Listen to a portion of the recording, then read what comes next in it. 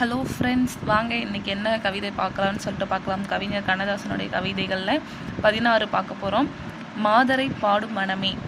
கோடிட்ட முந்தானை கொஞ்சி குழைந்தாட கோலமயில் போல வருவாள். கொடியோடும் இடையாட இடையோடும் கனியாட குழல் மூடி ஆடி வருவாள். காடிட்ட வெண்பூக்கள் கடைவாயில் நின்றாட கஞ்சாடை நடனமிடுவாள். கட்டான திருமேனி பட்டாளம் கொண்டென்னை கைதாக்க சிறையில் இடுவாள். ஊடிட்டு கூடிட்டு உடலோடு சுவையிட்டு உறவாடும் வஞ்சு மயிலை உள்ளத்தின் உள்ளூரும் கல்லோடு கவியாக்கி உயரத்தில் ஏற்றும் மனமே. வாராழி கலசங்கள் தேரேறி வருகின்ற வடிவங்கள் சொர்க்கமிலையோ. வைகாசி பிறை போல கைவீசி நடமாடும் மிஞ்சைகள் தெய்வமிலையோ. நீராழி அலைசாய நிலையான தவஞானம் நிகழ்கின்ற உலகமிலையோ. நிழல் தேயும் ஆனாலும் சுவதேய மாட்டாது நீள்கின்ற இரவுமிலையோ.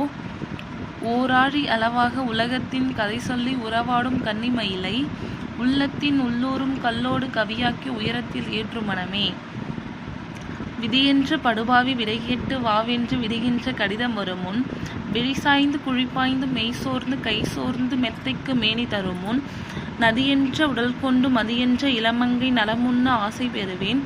நன்றான பொன்னொன்று எங்கேனும் உண்டென்றால் நான் கண்டு பாடல் தருவேன்.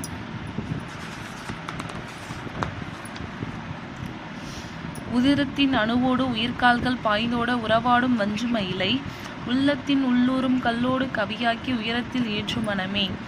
தேசிய ஒருமைப்பாடென தினமும் செய்திகள் கேட்கின்றோம். நாம் பேசியதன்றி இனமொழி நாட்டு பிரிவினை காண்கின்றோம். வட காசையிலிருந்து கன்னி வரை வெறும் கற்பனை செய்கின்றோம்.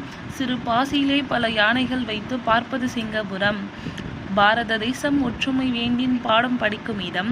சில நாரத அரசியல்வாதிகள் நல்வழி நாடி நடக்கும் இடம். நம் ஊரோடு நாட்டினை அழகு வடித்த பின் ஒப்புமை காணும் இடம். அட வேறேது விதையின்றி வேறு கனியும் விளைத்திடும் சிங்கபுரம். Thank you friends.